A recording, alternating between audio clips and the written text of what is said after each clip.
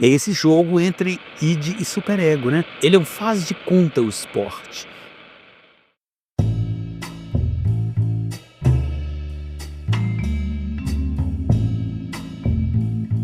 O que faz do esporte um fenômeno relevante, digno de mobilizar tantos pesquisadores ao seu redor? Até aqui, nós vimos diversas aplicações das ciências sociais aos esportes. Tem carga afetiva, tem política envolvida e, claro, tem um componente psicológico. Hoje, a gente vai entrar na dimensão da psique humana. Vamos ver como ela se relaciona com o esporte, usando de base a teoria de Norbert Elias. Estamos chegando na reta final da primeira temporada do Cancha FM. Pois é, tem sido uma jornada e tanto. Construir e aprender coletivamente são, definitivamente, experiências essenciais. Que a nossa pergunta norteadora foi: por que estudar esporte? Você já sabe. E diferente das conferências anteriores, essa conversa foi realizada já em 2025. Esperamos que gostem.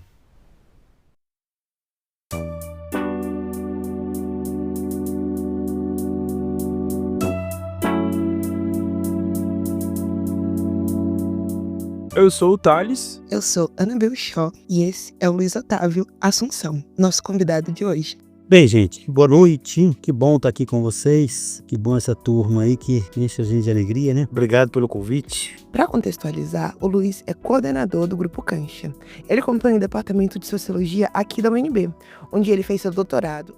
O Luiz é autor do livro O Templo das Gerais, a nova ordem do futebol brasileiro. Essa apresentação foi originalmente realizada por ele em uma aula de Sociologia da Juventude, a convite da nossa coordenadora Cristiane Coelho, que ministra a disciplina.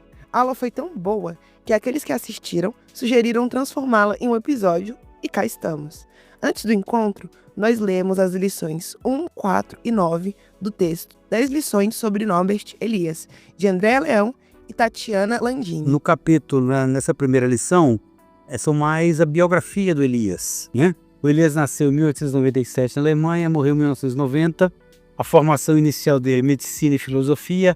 Influências fortes no Elias, de alguns importantes sociólogos, né, teóricos da sociologia e da psicanálise.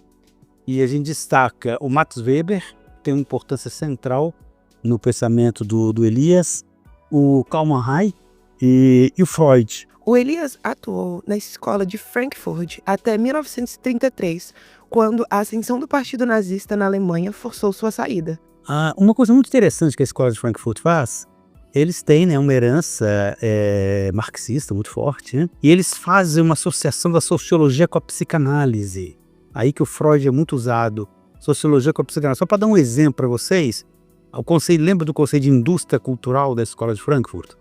Né? Como é que as pessoas são manipuladas, como é que as pessoas são alienadas, etc. E aí, quando você introduz o Freud, a questão ganha uma dimensão extraordinária, porque como é que esse processo de alienação, como é que essa manipulação, né, a indústria cultural dirigindo as mentalidades, né, dominando as mentalidades, como é que isso entra no seu inconsciente? Qual é o mecanismo psíquico que faz com que uma pessoa seja dominada pelo outro, seja manipulada pelo outro e ela não consegue reagir a isso? É uma questão muito profunda, não é uma questão muito séria essa, né? E aí ele traz a psicanálise, né? Quais são os mecanismos psíquicos que fazem com que você é dominado, né? Você é manipulado e você não resiste a isso. Né? Você se submete a isso, você fica resignado a isso. E aí que vai juntar, né? A escola de Frankfurt vai trazer o Freud, vai trazer a psicanálise, até chama do Freud, mas é a psicanálise, e vai tentar entender esse processo. A obra de maior relevância de Elias é o Processo Civilizatório, publicado originalmente em 1939. Qual que é a grande ideia dele na teoria, no processo civilizatório? É uma repressão dos impulsos. Porque aí ele vai no Freud. O que o Freud... Vocês já conhecem? Id, ego e superego. Vocês já viram isso, já? O que significa id, ego e superego? O id, gente, é o nosso lado mais animal. O nosso lado menos controlado. E o superego é o controle. O superego é o controle. Então, por exemplo, o controle da escola, das instituições que a gente estuda tanto em sociologia, né? A religião que nos controla, a igreja nos controla, a família, né, gente? O processo como ele nos controla, os nossos impulsos, nossos desejos, nossas vontades. Então, Freud vai dizer, o grande conflito que, desde a hora que você nasce até a hora que você morre, que acompanha o ser humano, é o desejo e o controle do desejo. O livro dele, que trabalha muito essa ideia, é O Mal-Estar da Civilização e O Futuro de uma Ilusão. São dois livros que trabalham muito essa ideia, né? O que isso gera numa sociedade. E o ego é uma espécie de um equilíbrio disso aí, né? Se equilibrar os dois, o id e o superego. A gente vai trabalhar como é que essa teoria se aplica ao esporte. Outra base do seu argumento vem de Max Weber e a sua teoria do Estado moderno, especialmente do conceito de dominação. É justamente essa concepção sobre os monopólios que vai servir de fundamento para o pensamento de Elias. Então, essas duas contribuições do você não poder fazer violência pelas próprias mãos e você ter uma briga entre o id e o superego são dois elementos teóricos extremamente poderosos que orientaram muito o trabalho do Elias para escrever a principal obra dele, que é o Processo Civilizatório. O Elias é um clássico, e como todo clássico, há uma série de críticas ao redor da sua obra. Por isso, é importante levar em consideração o seguinte: o Elias elabora sua teoria do processo civilizador a partir do seu local no mundo, ou seja, a Europa. Uma crítica recorrente ao Elias é a que ele ignora as formas de organizações sociais não europeias, assumindo a trajetória da Europa como a história universal. O próprio conceito de civilização é envolto por controvérsias, já que, historicamente, tem sido utilizado para hierarquizar as sociedades entre mais e menos avançadas. Para entender melhor o que Elias entende como civilização, bem como o seu processo de construção, vale conferir a 4ª lição do livro de Andréa Leão e de Tatiana Landini, que mencionamos no início.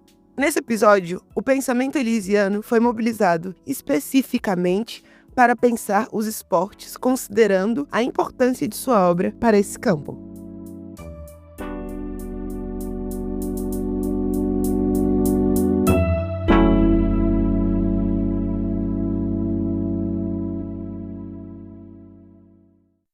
Mas afinal, o que tudo isso tem a ver com esporte?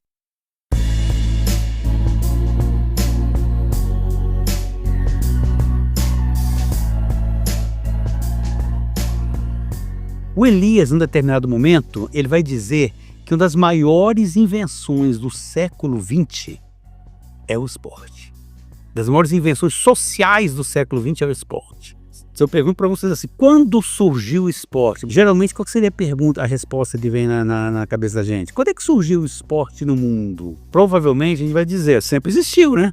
As pessoas sendo jogadas. Não é verdade, gente. Não é verdade. O esporte surgiu na Inglaterra no século XIX. Não existia esporte. Inclusive, o Elias fez uma pesquisa, está lá no livro dele, que tem um livro dele do esporte, chama A Busca da Excitação. Ele aplica essa teoria do processo civilizatório no esporte. Não existia, ele fez consulta com o grupo dele, lá da Inglaterra, de Leicester. Não existia a palavra esporte, nem deporte. Não existia a palavra esporte em nenhum dicionário antes do século XIX. Não existia a palavra esporte. O que você tem lá no início, você tinha jogos. E jogos não é a mesma coisa que esporte. Inclusive, a gente se aprofundou nessa discussão sobre a origem do esporte no episódio 3, com a Kátia Rubio. Fica a recomendação, caso você não tenha escutado. Civilizar é reprimir o instinto. Isso é civilizar. O esporte realiza Eros e Thanatos. Quem que é Eros, gente? Eros é a manifestação do id. O id, o impulso, ele tem o Eros e o Thanatos. Eros é o impulso da alegria, o impulso do prazer. É o impulso do desejo, é o impulso da vontade. E Thanatos é o impulso da morte. É o impulso da destruição. Os dois são id. Tá? Um filho começa a chorar e o pai dá um tapa no filho. É agressão, é mais que agressão. Isso é espancamento. Aí é Thanatos se manifestando. É o deus da morte se manifestando. É o id. Porque o id tem esse lado alegre, feliz, instintivo. E ele tem um lado da morte também. Né? Que é um impulso de destruição. O Luiz levou algumas imagens pra gente a fim de ilustrar sua explicação. Por exemplo, ele mostrou que, quando uma torcida vibra, o id se manifesta na forma de Eros, a pulsão de vida. Olha uma torcida de futebol. Olha a vida que é isso, a força coletiva que é uma torcida de futebol. Olha esse rapaz gritando aqui. Isso aqui é um êxtase, né, gente? Isso aqui é manifestação do id, isso aqui é impulso puro. Pessoa gritando, tava ontem num jogo lá do Vila Nova, me chamou a atenção. Eu falei, caramba, a turma aqui pula mesmo. Ainda bem que o time do Cruzeiro é um time já assim, escolado, né? O cara falou, nós temos que diminuir esse impulso desses caras, porque vocês começaram com essa energia aqui, o cara vão enfiar 5 gols na gente. E aí eles esfriavam o jogo toda hora. Por outro lado, na mesma torcida, o Eros pode se transformar em Thanatos. Olha assim, é igual um animal, gente. Essa cotovelada, o outro com o pé no peito do outro, o outro quebrando a perna do outro. Isso é impulso de morte, isso é id. Então, aonde que isso leva, gente? Isso aqui leva aonde? O que acontece com esse tipo de manifestação? O superego age, né? Você toma o cartão vermelho, você é expulso, você no estádio, se houver invasão e briga de torcida, o que o Tribunal de Justiça faz? Ó, não vai ter jogo aqui dentro, vai ter campo vazio aqui durante não sei quantos jogos. Ó, vai jogar com o estádio sem torcedor. Tô punindo você, o superego agindo. Tô te dando o cartão vermelho, tô te tirando do jogo. Tô te tirando do jogo que você fez, não é proibido, não pode fazer esse tipo de coisa. O superego age como um juiz de campo ou de tribunal. É o que a família faz, é o que a religião faz, é o que o Estado faz, é o que a escola faz. Então olha o que o Freud fala, olha essa frase do Freud no livro Mal-Estar da Civilização. A civilização reprime o instinto. A civilização reprime o instinto. E qual que é o mal-estar da civilização? Vocês já mataram a charada qual que é o mal-estar da civilização? Porque se você reprimir demais o instinto, o que acontece? Freud fala que o impulso reprimido não some de fato. Ele retorna, e retorna em forma de compulsões, obsessões, através de sonhos, fantasias, atos falhos, produtos do inconsciente. Mas e se o ser humano, um ser que transita entre o racional e o irracional, está preso ao caos entre o desejo, a moral e a realidade? Como é possível viver em sociedade? Aí que entra a questão da sociologia do esporte, que é onde Elias vai dizer que é uma das maiores invenções do século XX. Ele vai dizer que o esporte substitui mimeticamente as pulsões, a violência e a morte real. E aí que é a grandiosidade do esporte. Ele transforma esse conflito entre o id e o superego, ele sublima isso. Ele transforma isso em arte.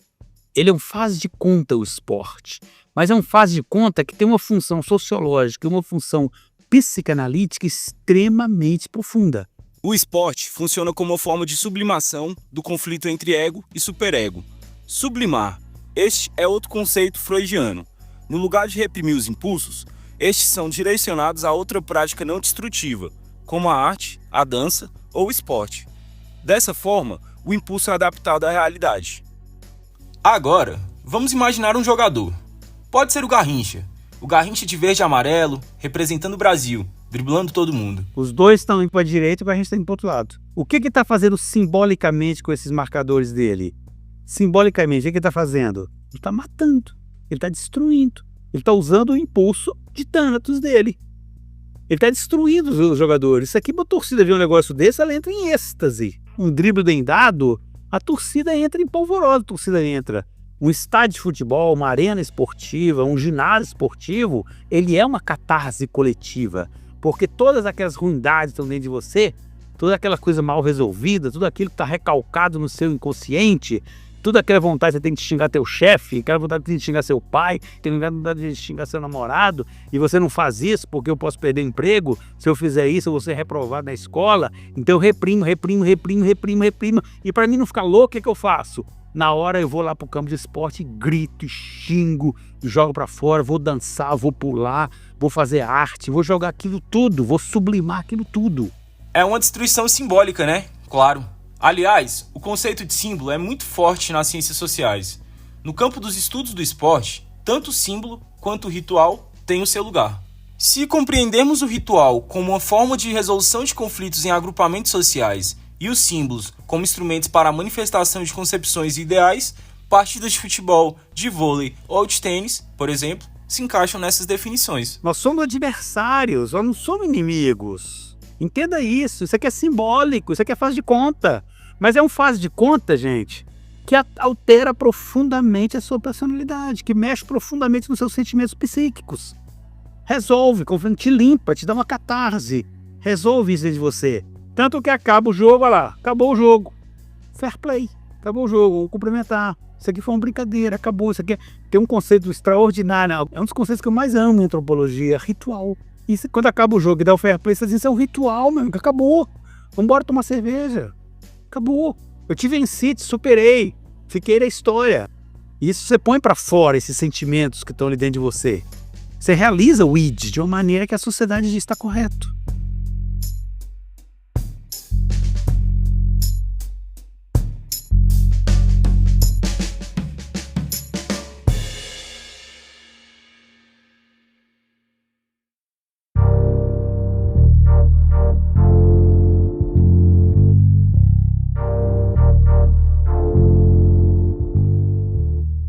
Fechando a aula, o Luiz Otávio trouxe um texto que ilustra como a teoria elisiana pode ser aplicada ao handball. Escuta só. Por ser o handball um esporte de contato intenso, há quem pense que ele depende de físico, de confronto, de atrito. Ledo engano. Os segredos do jogo são sutileza, ritmo, presença de espírito e força de imaginação. Ao contrário do basquete, que implica uma marcação em estrela e uma área penetrável por todas as direções, no handball a defesa se fecha numa coluna cerrada e a área é proibida para os jogadores. Você não pode entrar na área, né? Isso cria uma situação travada, com ataque e defesa se enfrentando num espaço super limitado entre a marca da área e a linha pontilhada dos 9 metros. Não é isso? É ali que o jogo se dá, é ali. Desse tamanhozinho de espaço, é ali que você tem que se virar. Com base só na força, sobretudo diante de uma defesa de molejo flexível que avança e recua em bloco ao mesmo tempo, não passa nem a cavalaria americana. O único jeito de fazer ruir essa muralha é desestabilizando a sua unidade estrutural. Como é que você desestabiliza a sua unidade estrutural? Só há um modo de conseguir isso: dançando. Aí, sublimando, você pode colocar aí, dançando, sublimando. Você vai transformar isso em dança. A revelação. O handball é uma forma simultaneamente rigorosa e improvisada de dança. Diante de um adversário solidamente plantado, em coesão flutuante, né? Porque esse movimento, né? É preciso criar redemoinhos, vários deles. O que ganha o jogo é graça, inovação, surpresa, coordenação coreográfica, dançar, hipnotizar, desestruturar a concentração do oponente e correr para comemorar. Para conseguir esse resultado, há fundamentos essenciais: técnica, controle de bola, jogo de equipe e um amplo repertório tático estratégico. Preparação física, como sempre, é crucial. Mas um jogador de handball tem que ser, acima de tudo, inspirado. Tá vendo? Você mata o outro de uma maneira absolutamente artística. Esse trecho foi retirado de Dança com os Lobos, de Nicolau Shevchenko, publicado na Folha de São Paulo em 2004.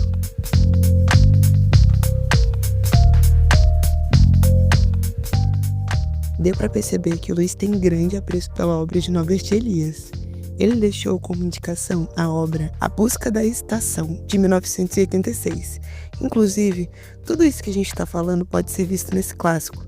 Através dele, podemos compreender a origem do esporte moderno e a sua relação com o processo civilizador, escrita por Elias. Eu acho que nessa linha do Elias, o Elias foi a pessoa que mais, assim, sociologicamente, me deu uma estrutura teórica, conceitual, para defender a importância do esporte.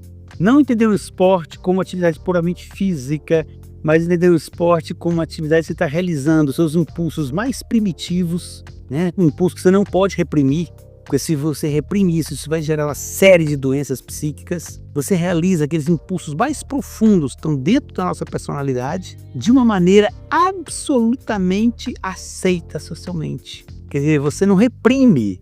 A grande importância do esporte, o esporte não reprime o teu desejo, tuas vontades, teus impulsos.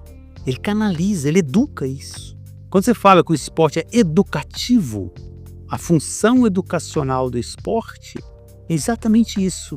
Porque ele não reprime, ele não é feito para reprimir esses impulsos.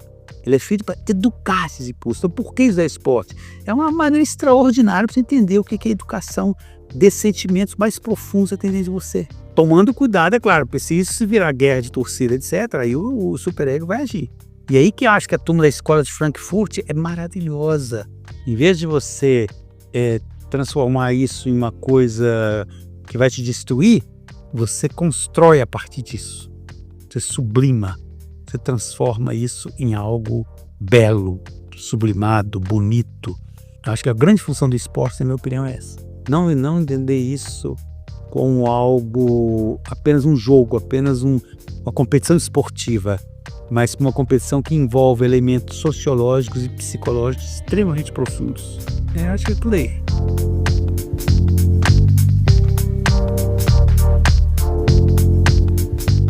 E isso é tudo por hoje.